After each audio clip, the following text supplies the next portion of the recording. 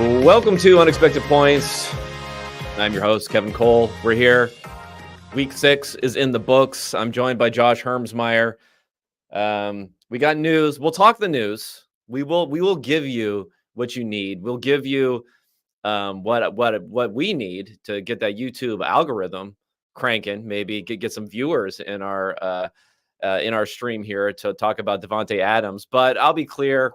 I don't know if we have a lot to add about Davante Adams. We also have some news with Russell Wilson now being installed as the starter for maybe a week, maybe longer. We'll see in Pittsburgh. And then, of course, we'll review everything that's going on from the week, hitting a few high-level topics and, maybe dipping into the old comments here on the YouTube live stream to see what anyone has to say here. Josh Hermsmeyer, how's it going, my friend?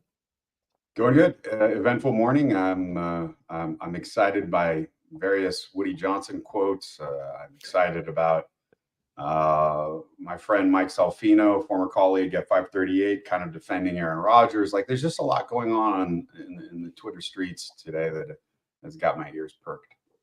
Now, interesting. For those who don't know, Michael Salfino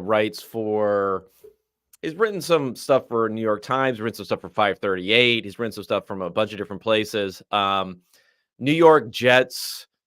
Is he like a diehard fan or he's completely irrational? Yeah, completely irrational. I agree. He's one of these guys where, for me, I think he's like top 1 percentile infuriating until you flip a switch in your brain and you realize I can just kind of like ignore a lot of this stuff and just realize in his heart he's coming from a place of irrationality sometimes, and just he's coming from a place of love for his New York Jets rather than thinking about him being irrationally hateful for commentary that does not align with that love for the New York Jets. So he's a fun guy to deal with. He's one of these guys where I'll like mute him or not because I don't even want to hear his replies sometimes on Twitter, because then I'll reply back, and it's never a fruitful exercise to do so. But he's an interesting guy. So one thing we'll talk Adams trade first. So let's just get into that, and then I'll preface the rest of the stuff we're going to get into here. So the deets, not that anyone doesn't have the deets already on this, is that 3rd round pick Davante Adams.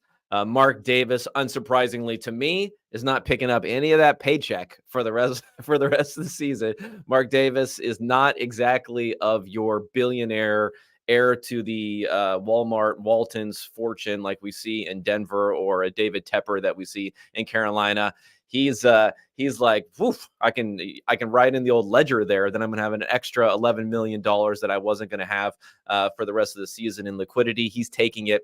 There is a possibility of a 2nd round pick, though, if Adams makes 1st or 2nd team All Pro, which is, maybe that's top 6 in the league. Yes, not looking good for someone who has 200 receiving yards through 6 weeks of the NFL season. Maybe like there could be a conflation of Jets turnaround, even though they're a pretty good team so far. And if they end up making the playoffs, he getting some votes there. So maybe there's some possibility. I was initially thinking it was nil, the possibility that he would make any of those. Maybe you can sprinkle a little bit of 2nd team, like a little 2nd team possibility there, although it's low, very low. I think it's actually a higher probability the 2nd condition hits, which is that he's on the active roster for either the AFC Championship game or the Super Bowl. Even then, I don't know, 6-7% chance maybe they make the AFC Championship game, and then you factor in he's healthy or not, everything that's going on there. That's what my reading would be. Where do you think about these conditions? Is there any chance of that 2nd round pick? I think it's very, very low. I'm looking at Unpredictable right now, trying to figure out what their odds are for making the playoffs for the Jets. They're the 10th ranked at this point, so they actually moved up from last week, which is strange to me. This must be taking into account the trade rumor. Well, Rodgers looked good too. I mean, Rodgers had his best game, I would say, of the season. I mean, I don't think he looked good. The thing about Rodgers is I think he's, his peak, the ceiling Rodgers now. is something like that, right? 294 yards still Oh, hasn't helped I me. forgot that you're locked into your post Achilles take, so you No, have to. not just that, but just that he's no longer going to be that guy. I mean, look, the final throw was underthrown, or no, not the final throw, but one of the throws to Mike Did Williams. you hear Rogers? He ran the wrong route. Yeah, no, and it was an underthrow, and Mike got his head bashed in on the play, and I just think you continue to see throws like that from Rodgers. He had an amazing throw at the back of the end zone to Garrett Wilson, which I thought was really nice. He threaded He had the another needle. nice one to Wilson that, I mean, it would have been, he would have had to squeeze it. He probably could have used like another 30 pounds of body mass in order to absorb those hits. But he had another almost touchdown to Wilson in the middle of the end zone. Yeah, and then people are trying to discount it, saying it was a drop, and no, not really. I mean, he got hit really hard by two people, and It illustrates the difficulty of the binary designation, right? Of a drop or a catch. Like it's not, it wasn't 100% either direction, but I don't think anyone's gonna. I don't think I would guess that the graders, the charters out there, grinding away at their computer at 3 a.m., going through all 22 in a dungeon somewhere in the PFF sweatshop, are going to say that it was not a drop, but I'm not certain of that. Yeah, probably not. And also, if you're going to blame someone, blame the play designer and the play caller. So you're basically blaming Rodgers. So yeah, I mean, I didn't like how that thing was drawn up for Wilson. I mean, he is not a big receiver. He should not be in a place where he can get sandwiched by a safety or two. That's just not the way you want to live with him. So anyway, long story short, I think Davante Adams is probably bad news for Garrett Wilson people who are in fantasy. I don't see how that works out in any other way. I know some people are trying to cope by saying, well, maybe if he just takes target share from Lizard. I think Lizard's going to continue to get his targets. He's Rogers' boy, man. He came down with that Hail Mary, and they looked in each other's eyes afterwards, and they smiled at each other. There was a nice like OPI, in my opinion, that'll never get called on that one. Where I mean, why you should do it? It's a smart play by Lazard, right? The defender's in front of you. You just extract him out of the situation. Don't do it too late because the people are actually watching. But you just toss him out of the situation. I have to say on that play, what's up with the two-man rush? I think, haven't we learned now that you have to get pressure on the quarterback? Like that's the number one way to do it, especially when we're talking about someone like Aaron Rodgers, who really knows how, like he puts the perfect kind of trajectory on the ball for those types of situations too. You got to have that late guy come in. You come in with maybe two guys, then you have a guy come in off the edge and try to make it so he can't roll one direction or another. I don't think I'm too upset with what their thinking was, which was cover the sidelines, give up no opportunity for a field goal. And, yes, Rodgers is the best to ever do it at those Hail Marys, but it's still a low probability deal. So, I mean, look, it didn't work out. They still won the game, Buffalo. I'm speaking of, so no harm, no foul. Yeah, they were the clear better team according to my numbers. I think I had it as more like an 8-point differential according to my adjusted scores versus 3 points. Probably would have been even higher if the model could incorporate the fact that Hail Mary was not just like your regular explosive play. It was even a lower probability explosive play. It gets fed. It doesn't get, I don't have like a special Hail Mary designation in my model when that ends up getting fed in. And that was a 6.7 expected points type of play that happened on that one. So a pretty huge difference there. Now back to Adam. So his hamstring is feeling pretty good, I presume. Supposedly he was like in the building, basically. He was just standing outside. He was just doing circles in the parking lot until the paperwork went through on the trade, and he immediately went into the building. Presumably the Jets thought, well, we're not going to play him this week anyway. We got to cut him like $1 million check or something for every single week that we have him on the roster. So we'll just wait until the game is over. The Raiders will pay their last $1 million, and then we'll take them in for this going forward. I guess the question would be, would you meaningfully change your perception of the Jets' ability to win anything beyond a playoff berth, I guess, this season with Davante Adams there? Probably not. I don't think that anything much changes based on after that first drive by the Jets last night. I didn't see too terribly much different in the way that offense is constructed and the play calling. There might have been a little more play action. I haven't looked at the numbers, but just ocular regression. There still wasn't a lot of movement. It was still a static looking offense. Now, will there be more to attack in terms of their three wide sets, more areas of the field to attack effectively? Probably. And so, does that mean that you can maybe open up some? If the defenses, especially if they're going to be cheating a little bit towards the intermediate to take care of Adams, because I don't think he's going to be your deep threat. If that opens things up for Garrett Wilson and explosives, and maybe we're talking about a different looking offense down the road, and that's got to be what they're betting on, and it has to be what people who are still high on Wilson are betting on. Is that something like that occurs, and that you suddenly have an offense that can create those explosives in the passing game? I don't think I call him Grease Hall now because he's subprime. But he's just not he's just not looking the way he used to. Probably, I don't know. I guess he looked okay coming back from injury the second year, but he just doesn't look like explosive like he used to. That run down the sideline, I believe he scores every single time, and there's no way Rapp gets him out of bounds when he's prime Brees Hall. So yes, he had that explosive, but I don't think that running game is where it needs to be. I have the offensive line going down in my tiers this week. I thought 77 had one of the worst games by a tackle I've watched in a long time. Just terrible, terrible, terrible stuff. Was that Tyron Smith who's 77? I think right or no? What's that? Is that Tyron Smith? I don't even know who 77 is. Yeah. And he had the bad block. It took away a penalty. Yeah, he had holding on numerous occasions, I believe. It wasn't good. He gave up a sack like laid the defensive end Vanessa.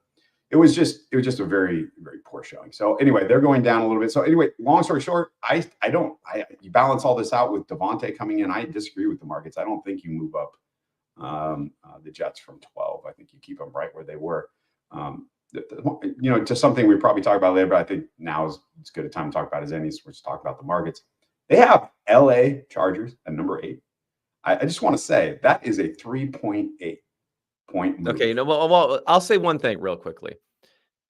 Tuesday unpredictable is not great. You're not. I don't know. Like I did that before, because that's when I put out my power rankings, where I did like compare it to the markets on Tuesdays, and I was like, what the hell is going on here? And then on Wednesdays, it kind of settled itself a little bit. So just be aware that some of those numbers are not great. I understand that, but I'm just saying early market is still market. We get sharper the closer we get to game time. Totally understand, but I'm just sitting here looking at these early returns, and they're a little weird. But no, I'm excited to see my Chargers climbing the ranks so quickly. That's looking good. But anyway, so just speaking of the market, actually, let me give you something here. Speaking of the market, we have the Jets with now at 2-4 versus the Bills at 4-2. Only a little bit over a 10% implied probability of winning the division, but still at a 37-ish% chance of making the playoffs, according to that. You're skeptical, it sounds like, of the latter there. Yeah, absolutely. I mean, now I understand why the Chargers moved up early in the market week, and that's because they are now a favorite to get a wild card. Like, I mean, that has to be the case, beating their division rival. And I mean, I don't know the Broncos are any great shakes. That's what's so interesting to me. Although they went up this week too. Just strange stuff. This is a weird week, dude. I don't know what else to say again, about I will caveat and say, I don't know if I believe these numbers. Like, they have the Lions at number 6 here. I bet the Lions are going to be in the top 3 or something when the numbers start to materialize. I don't know what goes on Tuesdays, but there's something weird going on there. But we'll see. We'll talk more about the Lions in a second here. So, moving on to the other news-related topical businesses, Russell Wilson hasn't been declared starter, but it's say that he's going to get first team reps, and it sounds like they're laying the groundwork for him to be the starter next week against the Jets, which is kind of interesting because, like, if the Jets don't win that game, they're they're in a world of pain. If the Jets do win that game, we could be flipping right back to Justin Fields again. I mean, I'll tell you my evolution on the whole Wilson Fields thing. My thought was Fields traded for essentially a ham sandwich in the offseason. They sign Russ.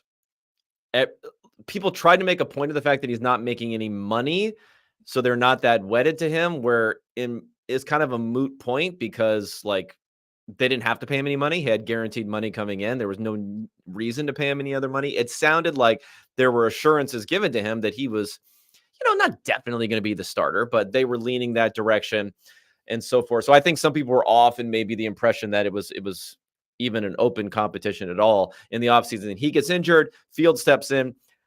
Fields played better than I thought. Now, not a high ceiling, obviously. The counting stats are bad when it comes to, I think it's something like 5 or 6 passing touchdowns, not that many yards, not that many points, all this sort of stuff. But my concern with Fields was that he was just going to be taking a bunch of sacks, fumbling the ball, making mistakes. He would add an element of low floor to the game that they would hate to go along with their good defense. And that's why they would prefer Russ to Fields. But Fields has kind of played a high floor-ish type of game with a low ceiling, making plays from time to time, having decent efficiency without being an overwhelming force essentially in the game. So I guess I would be okay actually sticking with Fields now, even though in the offseason I was pretty overwhelmingly saying that I thought they were going to, and I would have gone with Wilson first. But it sounds like Wilson was really their guy the entire time. I assume so, at least, because I thought them having a 4-2 record would normally have a bigger effect. Normally, like, wins and losses just carry a lot of these different decisions. Yeah, I mean, one of my favorite movies is Wag the Dog, and the famous commercial from it was "Don't change horses in midstream." And I think I'm on board with sticking with Fields. But one of the things that's interesting, you talk about how maybe this wasn't a true competition to begin with because they promised Russ the job, but the noise is coming out of Tomlin, the great orator of the head coaching fraternity, are, well, we're going to have a competition like every other position, which is something I've advocated for at the QB position. It's one of the reasons why I think you should continue drafting QBs, is that they need to compete every year. They're not some fragile glass case of emotion kind of deal. So I think that that part, it was interesting to me to hear him say that. But if it's all in service of a prior commitment to always allowing him to start if he's healthy, which is an anti-competition, I think that's the irony's thick and interesting, and I kind of dig it. Well, I don't want to. Okay, I don't want to say that it was because of a prior commitment. There can also be like a third factor that we're talking about here, which is they really think that Russ is the best quarterback for their team. So therefore, that could lead to a commitment, and that could also lead to the fact that they're willing to make this move despite being 4-2 this season. If we look at Justin Fields so far, so he has 194 dropbacks so far, which, I guess it's not that low of volume. It's 17th most of any quarterback this year. But if you cut off at anyone who has at least 100 dropbacks so far this year, he's averaging 0.11 EPA per play, which is 14th, which is a little bit higher than CJ Stroud, a little bit higher than Geno Smith. Film guys, film hipsters out there, you were trying to make this guy Geno Smith MVP a couple of seasons ago before he started Geno Smithing. And in the negatives, and this is what I'm really talking about here when it comes to Fields. So let me just illustrate this with some numbers here. When we go back to Fields of prior seasons versus today, if you look at his sack EPA so far this year, actually, now that I'm looking at it, it's not that great. 22.6 he's lost. Interceptions are pretty good, though. He's only lost 5 EPA to interceptions so far this year. Whereas, let me see, in prior years, it was in the 30s or 40s, high 30s or 40s. So much, much higher, being that we're into, a third of the way through the NFL season. The sack count, it's actually not that different now that I look at it. But overall, the negatives, I guess it's more driven by not fumbling the ball and the interceptions being down so far. Now, perhaps, and this is fair because I haven't watched and I haven't looked at all the turnover-worthy stuff and everything else, Perhaps the interception stuff is just fluky. Like that could be a little bit flukier, I think, than the sack stuff. Maybe that's going to come back in a way, and he's going to start making those interceptions going forward. So that could be part of it. But I guess overall, I was pleasantly happy with the lack of negatives and the fact that he has some like throwing, passing EPA he's actually generating right now, because his rushing EPA is actually quite a bit lower than what we had seen in some previous seasons. It's really when he's dropping back to pass and the ball isn't intercepted. 36 EPA so far this year. Again, when the ball leaves his hand and it's not intercepted, which is interceptions are low, 36 EPA so far this year. Last year, he had a total of 53 for the entire season. The year before that, 21 for the entire season. So I think he has taken some steps throwing the ball this year. Yeah, I mean, I agree with that in general. What I'm looking up right now is I'm trying to figure out what Russ Wilson had last year in terms of QBR to try and compare to what we're getting this year from That would be Field. interesting, because I think Russ, at least EPA wise, So coming into the pretty season, good. Was pretty good, yeah. even though everyone said he was god awful. His EPA was okay last year. So QBR, which is EPA and then adjusted for yak and depth of throw and things like that, Fumble recovery luck, and yeah, and then it's scaled to try and kind of make it here's how often the team would win with a performance like this. Right. So he was 51.5. So basically, he was a league average quarterback last year according to QBR. That's 21st in the league. And Justin Fields last year was 23rd at 46.9. So, fairly similar seasons. This year we've got Justin Fields at 54. So I don't think there's, a huge difference between the two, but again, you're getting right what you thought you were going to get with Russ, basically at about the same price. And you're 4-2. I'm going to sneeze. I don't know why you changed horses in midstream. That seems like a strange decision.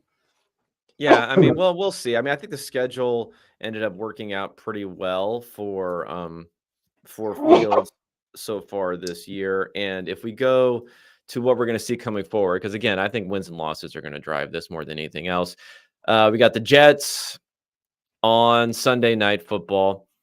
We got the Giants, Commanders, Ravens, Browns, Bengals. I mean, I don't know. I guess he could stick around for a while. Browns again after, I don't know. I guess there is a possibility. Like, even if they lose this Jets game, if they win the Giants game, maybe they win Commandos, maybe they lose Ravens, they beat the Browns. Like, he could kind of hang around, I guess, at 500-ish going forward. So the question will be, what's the lever going to be? Is it going to be 2 losses where they flip back to Fields? Is it going to be like playoffs if you're in or out, if it's like last ditch effort to make into the playoff sort of situation? It'll be interesting to see what the lever is there, because I don't know, every other game looks kind of winnable for them going forward. I mean, if they beat the Jets, which is a distinct possibility, I mean, what now for New York? I mean, we already talked about them at the top, but it's fascinating to me. It'll be rough. It'll be Sunday night. It'll be rough. One thing I'll say, and I have a tendency to go too contrarian, not too contrarian, but maybe too contrarian. Where right now you were mentioning good old Woody, the owner, Woody Johnson, the owner for the Jets, where they're clipping something he said, and I forget what it was. It was like, "Don't think" or something like that. He quoted Talladega Nights.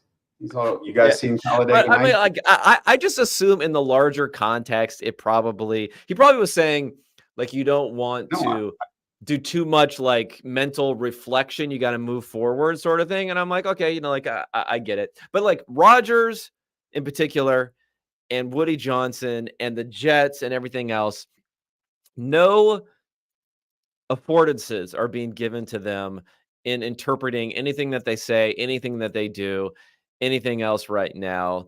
They're pretty much like it's a guaranteed engagement pile on anytime you come after them. So I keep that in mind a little bit when I'm assessing the situation. I'm just going to completely disagree, because there's just too much here. Like, for instance, he started talking about Brick, the new coach, and we talked about his flowing beard and his countenance and just, how he looks like a football guy and, former linebacker. Well, this is all what he said. Yeah, he's a former linebacker. He played 10 years, really hard to survive 10 years in the league as a linebacker. And what do you guys think of him? What do you think? And then people are like, yeah, he seems impressive. Yeah, man, he's that dude. You can just tell. Like all of this pablum. And then during the game, you had Bill Belichick say, yeah, the Jets, 30% win rate, ready, aim, fire. That's how they always operate. Like, ready, fire, aim, pardon me. And so I think there's enough here. And then he trots out, don't think. Like, and then they asked, why did you make the decision? He says, because it's a different guy. Like, I think he's telling the truth. I think he's telling us exactly how he's operating. He is just he was just done with Saleh. That was it. It was no. I agree. I'm just saying, if you are a reporter and you have a quote, you're going to quote him. I think I know which direction we want to lean on how you're going to frame any sort of quote. That's all I'm saying. Telling you, Kevin, is I watched 3 different videos of him and in context with the question and his answer to different things. This guy is he's punchy. I think he's desperate. I think he does believe this is the best roster he's ever constructed in his 25 years of ownership, and I believe he sees it all slipping away. And no, I agree. I think it's like how you don't want, like how people, if they manage their own investment portfolios, they're way worse than if you just had a passive investment in the market. So I agree. I think most owners, when things are going poorly, do really bad stuff. Now, when things are going well, they have an easier time keeping the hands off because there's no like attempt to sell high or something like that. There's no equivalent phenomenon. There is an equivalent phenomenon of selling low or making panic moves or doing whatever when things aren't going well. So a lot of these owners end up looking really, really bad during that point in time. But I just think some of the things are a little bit silly. Like, for instance, the Bills scored a touchdown on 2 of their first 3 drives, and you had people tweeting out like, "Oh, I guess Robert Saleh was." It's 2 fucking drives, people. Like, calm the fuck down. Like, you think it makes any difference? It's the same team. It's the same personnel. It's Josh Allen on the other side. Like, I'm just saying, people. Just there is a little bit. There's incentives are very far in one direction, so I'm keeping that in mind. I guess that's fair. But hey, as a nice segue, we're talking about owners and teams, and perhaps some costs and quarterbacks. I would like your take on our favorite team, the Cleveland Browns, and we can table Watson and whether he's bad or not. Like, whatever. Of course he is. Not been good. The question now is, as a franchise, what's the sharp way to handle this? So one of the things I've always said about Cleveland is they aren't proactive, right? They're a bunch of very kind of, in a way, conservative, but really the way I view it is they're maximizing the longevity of their career as a front office. And so they make conservative decisions in terms of what they think is going to make them look good, perhaps at the expense of winning. But then when they're faced with a decision where their degrees of freedom have been cut off, and you just have to find a way through a mess, a tangle, they're absolutely elite at finding that path through the forest. And so what I'm asking now is like, what do you do? What's the elite path through the forest with Deshaun Watson, given the contract, given the cap situation? What do you think, Kevin? How do you get through this? I don't know. It's going to be ugly. I mean, I was pretty strongly on record of not wanting anyone basically to sign them when they were going through the sweepstakes. Sorry, I got to put the quotes in a little closer so people can see it. It's the sweepstakes to get him, where remember when he wasn't going to be charged criminally, and it was like the next second every NFL insider is like, so they just jumped right into everything that was going on there. So I was pretty against that. Documented what was being said afterwards, as you've mentioned, the whole comfortable. They were very comfortable. The degree of comfort was comfortable. They had a comfortable comforting of the comfortableness of the situation. And what was interesting was Jimmy and Dee Haslam, when they were being interviewed about this, not in person, I think they were like vacationing in Europe or something like that. via Zoom on here. Some things that he said stuck out. Now, of course, he kind of he had this whole thing of like he talked to his daughters about it and they were okay with it. So he threw them under the bus a little Right. bit. Yeah. Now they're no longer in good standing amongst the feminists of America society. But another interesting thing, believe it or not, I don't know, but I think it plays into a lot of the questions that are going on now about who's making this decision or not, whether or not Stefanski, has got a gun in the small of his back while he's doing a press conference and saying what he should be saying based upon what Jimmy Haslam wants him to do. As he said, this idea to go get Deshaun Watson, he was fairly adamant about the fact during this press conference right after they got him, was that this was conceived by football operations. This was conceived, proposed, studied, greenlit. So he's throwing DePodesta under the bus. Basically, he was saying he in Haslam fashion, he was taking no responsibility for anything. His daughters were like, "Oh, actually, he's pretty cute or something," and he's like, "Oh yeah, that they came up with it in football operations." No one's it's no way, shape, or form that he's taking responsibility. I mean, of course, he had to green light the whole thing and had to say that he's the owner. This is $230 million of guaranteed money. You got to have ownership approval for that. But that's something to think about in how he's going to approach things here and why they may be framing things here is that the framing is always going to be that the owner's not taking responsibility. He's never been someone to live up to, or he's not the buck stops here. Okay. Like he's not Harry Truman with the buck stops here on his desk. Okay. He's like the buck stops somewhere else. I don't know where, but it stopped before it got to me. All right, so that's all fine and well, and that's a lot of throat clearing, but you hadn't answered my question. How do you get through the forest now? What? So, for instance, I'll help. Sure. Is the bright side of this situation and continuing to start Watson that you're going to get a higher draft pick and then you can you draft another quarterback and move on and rebuild with Jameis being your gap year quarterback while you just sit Watson next year? Like, I mean, I guess that's what I'm trying to get at. What's the sharp way to get out from under this and still be competitive? Okay. I mean, the sharp way I think would have already. I mean, I would have already turned to Jameis, but it would have been much better like 2 weeks ago when I first said that I was putting the hammer down. They should turn to Jameis because you had a chance of making the playoffs still with a roster, which I do think is pretty good. Like, I do think it's actually pretty good around them. And what had saved them before this is not like they had great quarterback play when Watson was playing before. It's not like Jacoby Brissett was an amazing quarterback, even though he put up great numbers. It's not like Joe Flacco was an amazing quarterback. So they had built a good roster there. So when you have Jameis Winston, for all of his faults, and interceptions are a big fault of his, but interceptions are generally over kind of counted, like versus sacks. For instance, Sean Watson has massive sack total. He hasn't thrown that many interceptions this year. Massive sack total this year. Winston's always been a guy who, on average, with some ups and downs there, had been providing like league average-ish sort of quarterback play. So they should have already turned to him. Now, at this point, I still would say that you should turn to him because you have an obligation with the rest of the roster there and with your team and with this much time left in the season to play it out and to try to make the playoffs, even if your implied odds at this point are probably about 5% of making the playoffs now at 1-5. So I would still say you do that. And then next year you look to move up, you look to draft a quarterback because the cost savings you're going to get on a potential hit of a rookie quarterback who could be elite. I mean, Jameis Winston will be fairly cheap and average-ish, but you're not getting that delta to an elite quarterback in value.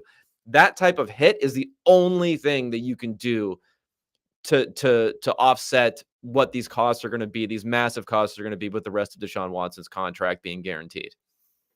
I agree. Like, I think you've come to the same conclusion I have. I just don't see how that squares with starting Winston. So, like, I mean, you don't start Jameis if that's your goal. Like, you continue with Watson and you kind of punish him, right? You punish him for being that bad. Like, yeah, they won with Joe Flacco. They're not winning with Deshaun Watson.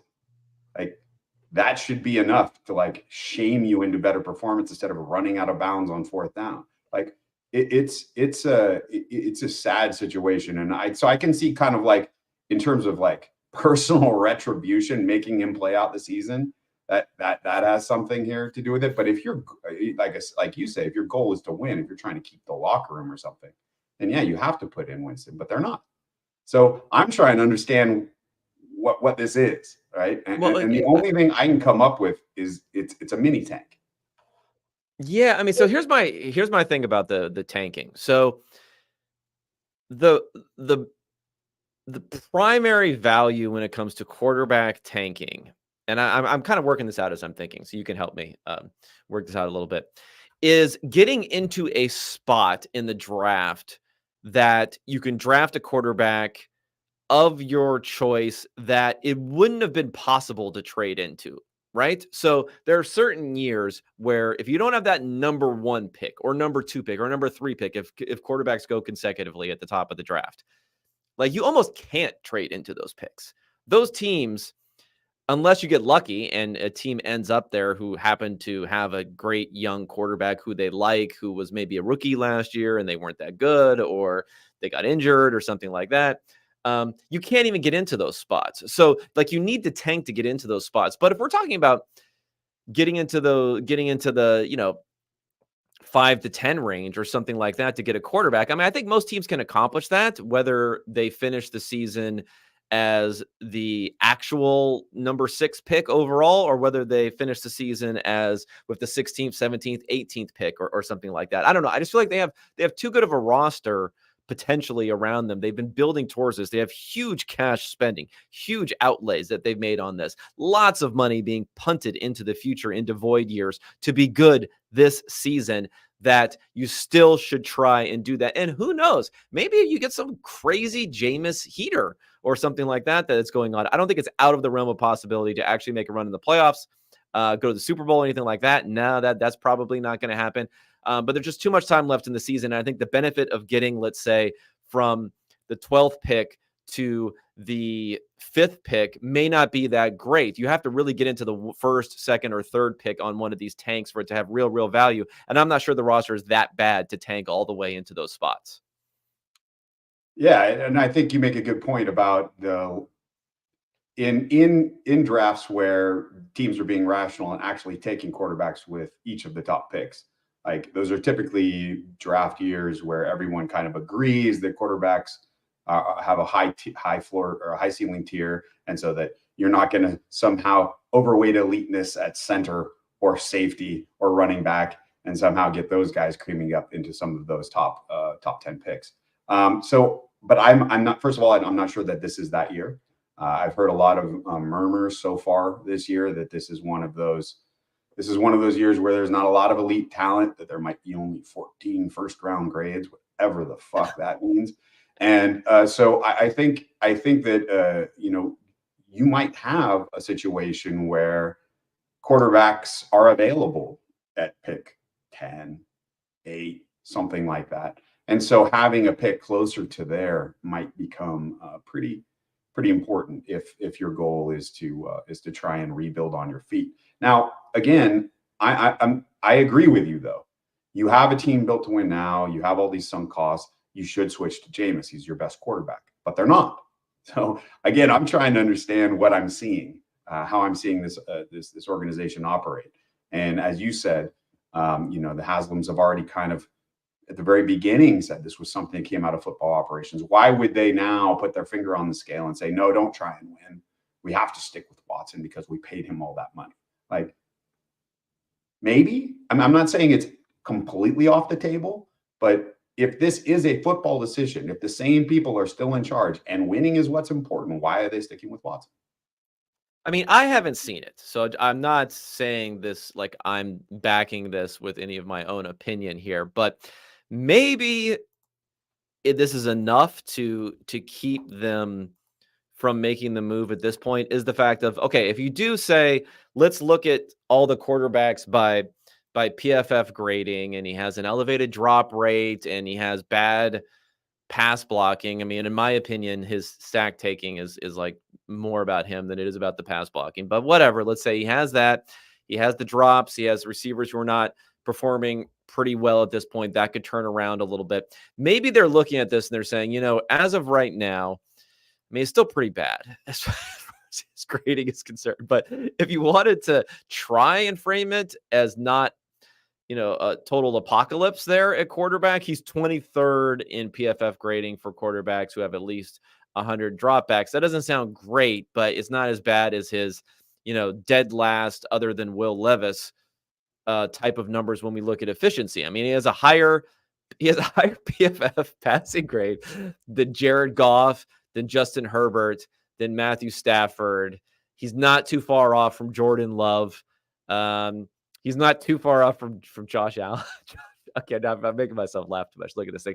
But you know what I mean? Like, maybe if you already have all of this like sunk cost incentive, you already tied your, you've tied your whole career to this guy anyway. Maybe you could just confirmation bias and look at these things and be like, well, he's actually, if we look at the EPA, what it would have been for the 23rd ranked quarterback, we could have won 2 more games this year, but he's been unlucky because of drops or something like that. Yeah. So that's what I wanted to hear, because my prior is they're elite at getting through the forest, right? And now you're telling me no, that what my main issue with them as a front office was that they were trying to protect their careers at the expense of winning is actually what's happening here, because of the sunk costs, and their careers are tied to actually signing him. So they're going to stick with it. I mean, that's all I need to hear. So that's sad. It's sad because this was their one like trump card, and now they're not using it. Oh, you're not sad. You kind of you've been a little bit. Well, okay. Well, a couple of things. Yeah, I think maybe the plug will just be pulled whenever the official like playoff elimination or de facto playoff elimination happens, which could be like 2 weeks from now, right? Maybe that'll be like the real sort of move. But okay, well, this is as a skeptic, of a Brown skeptic, when they're leading the leader, they're top of Seth Walder's leaderboard for like most best analytic front office, and I know you're seeing that every year.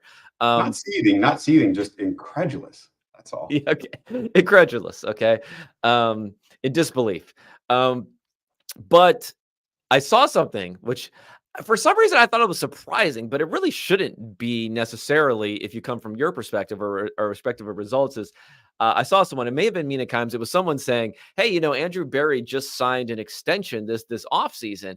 And I guess for some reason, my initial reaction, and maybe I've been fooled, just like all of the people who are part of these surveys that are coming in there, into thinking like he's this, like rational thinking, measured speaking, built a really great roster outside of quarterback, which, there's probably a higher degree of variance on hitting on quarterback than there is on hitting on the rest of the roster when you're compiling all the different pieces that are consumed there, that he's kind of like done a good job-ish sort of thing.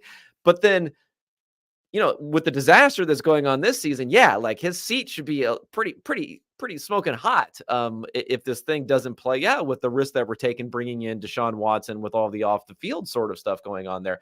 So what's your opinion there? Like, is it house cleaning time here in Cleveland, which also leans into the like lack of responsibility taken by Jimmy Haslam? It also might play into that. If he can wipe everything off and start anew next season, he'll still be somewhat of a laughing stock, but at least he can point optically to other people as being the fall guys. So I'm not a big fan of calling for people to be fired, and I think that especially owners, their horizons need to be longer if we're going to get the proper type of performance out of the people you hire. Sashi behind me should have been longer there. I don't know about that, but so I guess what I'm saying is that it's not necessarily that they're the worst front office in the league, right? That's not what I'm incredulous. I'm not making that argument. I guess I'm just incredulous that they're some elite group, and I think that they shot their shot. I think they chose a morally, defunct person to shoot their shot with, and I think those kind of things matter, and so I'm kind of happy to see that kind of blow up. But other than that, no, I think they should continue to try and build this team. I think, as you said, They have been able to fill out the rest of the roster in a competent way. And I think if they do hit on a quarterback, like if they had somehow gotten Jaden Daniels last year, imagine what this team would be doing. I'm just some alternate universe. So, if they hit on a quarterback, you're talking about a team that's almost instantly, right, in deep playoff contention.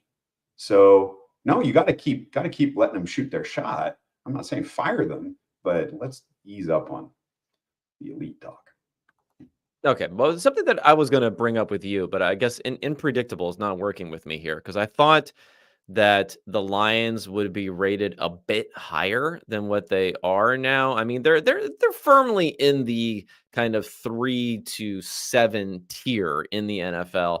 But after throttling the Seahawks and especially the Cowboys in back-to-back weeks, I thought they'd be a bit higher. So I was going to bring that up as a topic as to whether or not you've changed your mind at all about them, because earlier this season, it was like they were winning games, but not really looking so hot, especially Jared Goff wasn't looking so hot. And now he's kind of been on fire recently. Is this just the ups and downs we should expect from this team? Or are you buying the fact that at least I bet in a lot of media power rankings, and even in my quantitative power rankings, they look like they're just as good as anyone else for potentially being the best team in the NFL. I mean, no, I can't.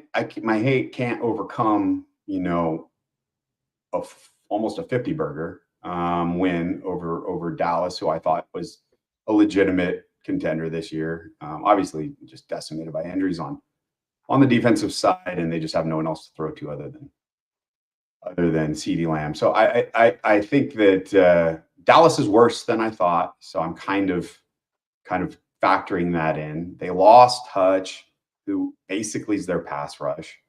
We're talking about Lions, right? You're not talking about someone else. I want to make sure I'm answering the correct question. I'm talking about, I'm talking about the Lions. I'm just flipping through to look at like power rankings.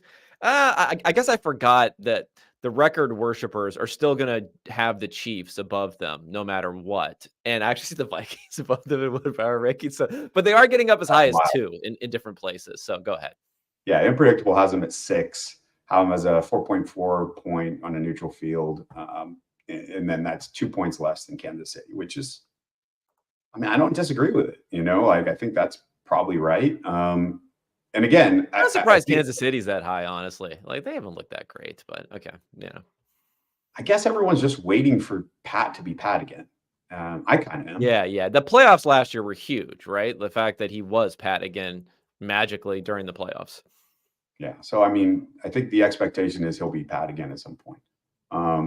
Whereas with Detroit, maybe people are more like me, where they're just expecting Detroit to be Detroit again, and Goff to be Goff again. But look, they got J-Mo. Well, I mean, they would have been worse. I mean, they were pretty good last year, right? They were pretty good. Yeah, they were, but they also, the entire thesis last year, right, was they had a weak second half of the schedule, and that's why you were buying their over. And they started off horribly, as you'll recall. It was a horrible start. And then they just went right. I mean, they went to overtime and probably should have lost. Yeah, they won some questionable stuff early in the season. And then they got to the playoffs and they won a game, and so that validated everything. Now the positional villain narrative is firmly entrenched, and no one can do any wrong in Detroit. And again, I love Campbell. I think he's a great coach. Yeah, they're the opposite end of the spectrum from Jets vibes. Yeah. So anyway, I guess I have done a lot of throat clearing. I don't put them in the top 4. I think Unpredictable has it right. They're probably 6th. Yeah, it's weird. I don't know. My numbers are really liking what's going on here. I mean, I guess what you could say is their rushing offense is like top tier right now. I mean, we're talking about an offense that would be a pretty strong passing offense, what they're doing rushing the ball. So perhaps my model, which of course, there's a lot of linear stuff in there. It's hard to sort out like how far you should extrapolate certain things when it's happening. Maybe it's kind of like overweighting that, even though rushing is downweighted versus passing. Maybe the fact that they're getting that big of a delta over everyone else in the NFL rushing the ball is really affecting things in my model versus what we should realistically expect going forward. Maybe. I mean, again, there's the error around all these estimates are very, very large. Who knows what the hell the true talent level on all these teams is? But yeah, for my money, 6th is about right. Okay, yeah. Who knows what the hell's going on? I think that's kind of the theme of that'll be my new Substack that I'll start up pretty soon. Okay. How about this? This is expanding the conversation beyond the Lions because this is something at least I noticed in my numbers. We talked about Kansas City being number one, but I don't think they're like the Kansas City of 2018 through 2022 as far as how we would view them going forward. The Bills, we got kind of questionable there. The Ravens, yeah, they're looking pretty good, but the defense is actually not playing so hot so far this year. The Lions, again, there's another team that's in there. The Houston Texans at 5-1 are kind of sneaking into some power rankings there. I think there were some questions there. The Packers are up there, questionable. San Francisco 49ers are another team that should be elite. The markets have the Chargers over the Houston Texans. Okay, well, again, I just want to throw that out there. I think it's fascinating. But think about like the 49ers. 49ers are another team that you'd think would have the DNA to be one of these super elite teams, but they're, it's not quite there, right? Like they could be there, the Bills could be there, the Ravens could be there. They're all kind of missing something this year. There's not one team that has everything that we're saying, okay, that's a really true elite team that I'm confident in being a top tier team. Is that something about the league generally, or is it just the circumstance and the noise of this particular year that we haven't found that complete team so far this year? Okay, so yeah, that's interesting. I guess we haven't had the elite quarterback performance outside of perhaps Lamar so far this year to really hang our hats on and say, okay, this is an offense that we can really kind of ride or die with. I think we continue to look at the Ravens. I don't think anyone's discounting the Ravens because their defense hasn't sorted things out yet. They brought in Dean Pease as an outside advisor now for the rookie Zach Orr, DC. I mentioned coming into the season, they had the brain drain. It's really tough to replace that many defensive coordinator, position coach types, and continue to be the same as you were. But they're trying, and results are mixed. But I think really what you're looking at is this a team that can go deep into the playoffs? And that running and passing game looks pretty legit to me. So I've raised them up. I guess I would say if there was a team, it would be Baltimore now. But again, everyone's holding out hope. Pat will be Pat again. And everyone's holding out hope that San Francisco will be San Francisco again when they're back and healthy. And maybe they add someone, Ricky Pearsall, that is actually going to be a new weapon. Jawan Jennings has been fine. So I guess those are the teams. And it's despite the record, despite how they've looked. People are kind of looking past all that this year, and they're kind of holding on to their priors. Yeah, I mean, we also have, let's say, the Eagles and the Cowboys, which would be two teams where, Eagles made the Super Bowl, right, a couple of years ago. They're like a decent team. They've been missing some weapons. Maybe they'll look decent going forward. They're paying their quarterback a lot of money. Dak Prescott's getting paid a lot of money this year. So those are another couple of teams where you would have hoped on the upside case that they would have been solidified themselves in some sort of elite tier near the top of the NFL, but instead they're just floating around, especially the Cowboys, in the mire a little bit here with all of these other teams. So yeah, there's definitely something going on. Have we reached the point? Have we reached the point now? And this wouldn't be the case for the 49ers, but have we reached the point where teams elite, because they have great quarterback play, they pay their quarterback. And if we look at quarterback salaries, I think they're up something like 75% over the last however many years versus, 50-ish% for the rest of the NFL. That hampers their ability to fill in around their quarterback. All of these teams are punting stuff into the future with void years. So we're going to get these types of seasons now where a fragile roster, like let's say on the Cowboys, just kind of all falls apart at once because of how many commitments they've made to so few players. And then they have to just reshuffle the deck next season. And we have situations where we're going into week 7 and we're like, this is a team that we thought could compete for a Super Bowl potentially that's already dead. I mean, I'm not going to say there's nothing to that, but the San Francisco 49ers are an obvious case where that isn't true. Yeah. I think that, Pat Mahomes is not being paid an otherworldly percentage of the cap at this point in his long contract, and they just have decided not to invest in wide receiver. It's just been, through the draft, they kind of have this Eric DeCosta model where they refuse to pay up at wide receiver and quarterback, and they feel like they can find it. Well, they do have some injuries this year, but we don't know. We don't know how successful Marquise Brown or whoever would have been, right? Yeah, I mean they just traded him away. So in the minute someone gets expensive in that wide receiving core, DeCosta wants him out. But loves a tight end that can block too and receive. That's huge. Yeah, so I guess I sort of buy it, but again, it's so case by case. Like Buffalo, they lost all their receiving weapons. And, James Cook was hurt, and, so they don't look great through the air. But yeah, that's good. That was a good running backs don't matter game last night. Yeah, and what a great story Davis is. I just think Ray Davis is a fantastic story. So you got to root for him. But no, I'm a big Cook fan. I think he's having a great season for them the way they need him to through the air and on the ground. I forgot your fantasy bags are attached to James. A little bit attached to Cook. Yeah. And I had Ty Johnson as a fill-in and really got burned. So I have every reason to hate Ray Davis, but I can't. The guy's awesome. So, or at least the story is. All right. Couple other things to go over quickly on Lamar Jackson. You mentioned that you think he's playing like the MVP. I agree that he's playing pretty well. What I wanted to say, and again, I can't help it. Like I'm giving myself, too much patting myself on the back here.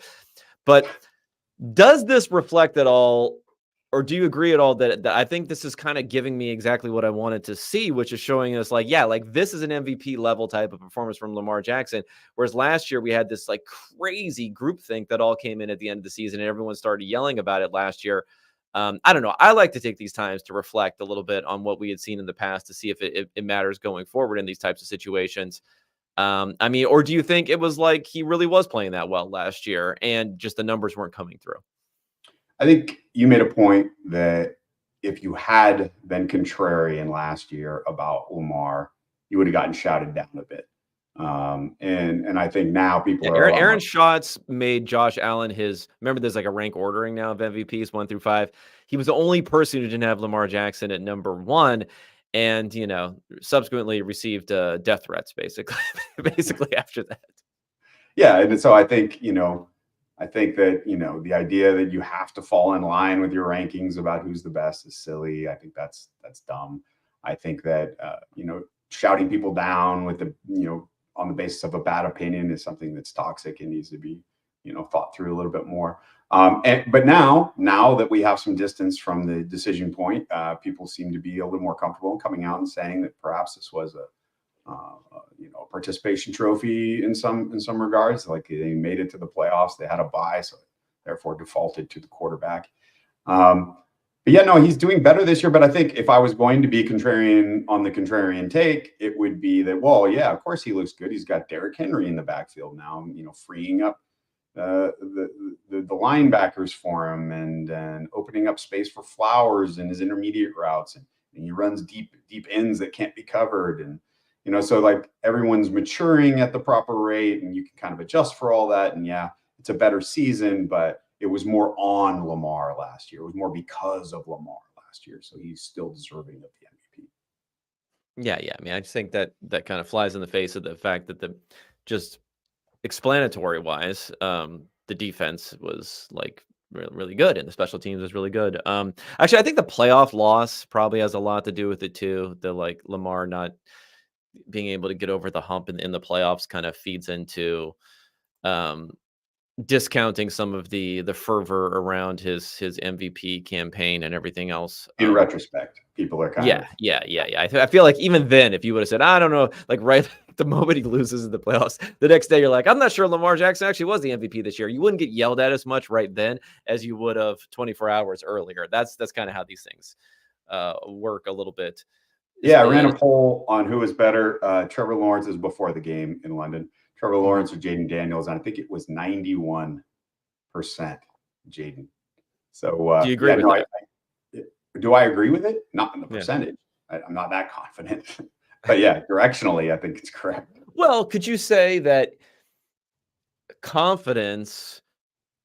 Okay, like who will be like what percentage chance it will X player be better is one question, right? And I think that's kind of how it's framed. So maybe if you want to think about it purely in that perspective, but if in your head, the scenarios under which Lawrence is better than Daniels is still like Lawrence doesn't necessarily have to be that great, but Daniels is not really not great, then maybe you're just like, ah, fuck it. I'll just go with Daniels because I'm getting more of those upside potential scenarios anyway. Yeah, I mean, we talked about after week 3, he's already had a better career game than Trevor already. So I mean, and the upside is substantial. It's like 20% higher. And this is ANYA, but just pick your metric. He's already eclipsed by a wide margin the peak that we've seen, the ceiling we've seen from Lawrence. So yeah, no, I don't hold it against people, but also there's certainly some recency bias going on, and that's kind of what made me think of it, because you were talking about how people update so quickly after something really shouldn't matter, like a playoff loss shouldn't matter in how you voted for MVP. It's silly. Well, here's another interesting one, because when we talk about the rookie quarterbacks, where I kind of knew it would be inflammatory after week 3 to say that I would rather have Jaden Daniels than Caleb Williams, just because, like, I don't know. Again, there's like this floating kind of group thinkish sort of thing that floats around. Now, after week 4, Daniels had a really great game. I believe it was against the Cardinals that week. It almost completely flipped, or like nobody would have been yelling at me at all. 1 week later, Caleb has actually had some great games, but Daniels has probably also solidified in a way his play going forward. So if anything, at this point, I might actually have it as being closer. I'd still would lean Daniels over Williams, but yet a lot fewer people, I think, would yell at me for saying this today. Maybe nobody would yell at me for saying today I'd rather have Daniels over Williams. And I actually think it's a closer discussion today versus the past. So how are you looking at the different rookies right now? Yeah, I haven't watched closely his performance. Speaking of Caleb's, You're but not getting up in Pacific time zone for that London game? yeah, so I do need to go back. I'll probably, in fact, I think my guy JT O'Sullivan has just posted a video on it, so I'll watch that and absorb his takes. How much is JT paying you to mention him in every single Look, episode? I bag on these film dudes so much because I think so often they're overconfident in their takes and they don't explain what they don't know, right? While they're watching, they'll be saying, well, this is what this play was, and these were the assignments, and this is why it's wrong, or this is why this guy's at fault. Whereas JT's like, hey, look, I played for 6 different teams. I've seen half of the league while I was there, in terms of playbooks. This is the universal concept I think they're trying to run. I'm not in the install. I do not know for sure. Like all of this, every single time he puts together a tape, he does this kind of caveating. I love it. I freaking love it. I will tout him to the ends of the earth. I think he's fantastic. So, but yeah, so I'm looking forward to watching that. So I don't really have an informed take on if Caleb and Daniels are getting closer or not. I will say though that the numbers seem pretty clear that Jaden is, the totality of their early careers, Jaden's would be the top pick if we had to redraft today. And another interesting one, again, when we're talking about this, it was a little bit more spread out, I would say, or bifurcated the feelings about whether or not Drake May should have been starting last week. I mean, there were a lot of people that says, he had no chance of success and going into the week, and then there were others that were different. His pressure rate was pretty low, but he still took 4 sacks. He still threw 2 interceptions. One of them for sure was not really because of pressure or this or that, but he still took hits. He was taking some hits. Some of them looked kind of a little rough. But yet it's weird because things kind of played out as far as bodily harm is concerned in a way that the people who were saying you shouldn't start Drake May because of the offensive line and everything else were saying it would. But I also think it's one of these situations where this week, having seen him not completely flail, be okay out there, everyone's like, oh, yeah, he should probably be starting. Like people just flip, despite the fact that I'm not even sure the evidence was that convincing or that different than what they may have thought. Yeah, no, I think I kind of take the L on this. I think he performed way better than I expected. Like way better. I think that's kind of what you're seeing, right? That's what you're picking up on these people saying, well, gosh, if he can succeed and throw a couple touchdowns in this environment, like let's see what he's got. Let's roll with him. An interesting comp for that is what's going on in New Orleans with Rattler. That is another terrible offensive line, perhaps worse. I mean, by my stuff, worse than New England, which is Yeah, I was second. kind of surprised. I was kind of surprised to see how bad they were. And I think the surprise comes from the fact that Derek Carr is a get the ball out of your hand type of quarterback who really can cover up some of those deficiencies, and Jacoby Brissett is not. But look at what Rattler did, right? Like not 2 touchdowns, just 1, 2 interceptions, came late. So I kind of discount them a bit, but he threw for a ton of yards. He looked pretty good. And there's a 5th round pick rather than a 1st. Some say should have been a 3rd, but the truth is he was a 5th.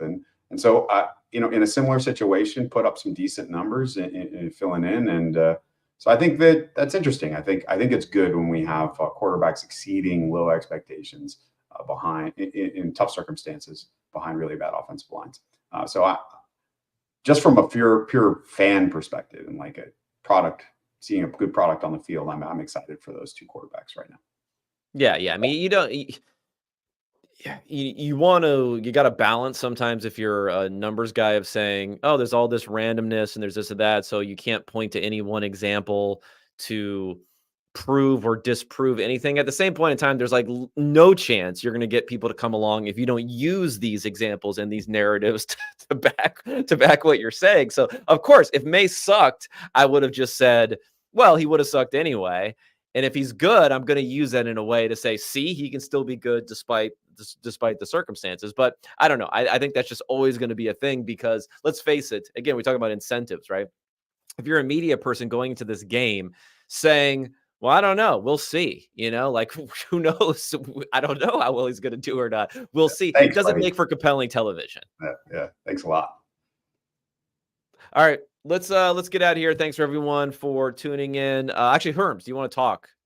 Oh, just a brief note about the buy low, airyards.substack.com, 5th week in a row that we were able to identify the Millie Maker winner. Now, are you just listing every possible receiver on this list? And so the reason why it's impressive, you have every week. The reason why it's impressive is we force ourselves, the royal we, to only select from lower probability candidates to be on these millionaire making lineups. I will not allow the model to tell you to put a guy in your Calvin lineup. Ridley on there with his 0 for 8 targets. He probably will be on the list. Are you gonna have to redact him? Will Calvin Ridley be redacted eventually? Well, he was on the list in week 2 and he had his spike game. So yeah, he did. Yeah. So I think there's something to this. Like it's 9 years running and it's 5 for 5 this year so far out of 5 attempts. I think there's something to this. And in the first 2 weeks we had not 1 but 2 wide receivers on the Millie Maker winning lineup each week. So anyway, go ahead and go check it out. I think it's worth your time. It's worth your money. Pretty cheap, and it can definitely win you a little bit of money in these tournaments. All right, check that out, airyards.com. Check out unexpectedpoints.com. Thanks again to Josh for joining me. He'll be back here next week to talk about everything that's going on in week 7.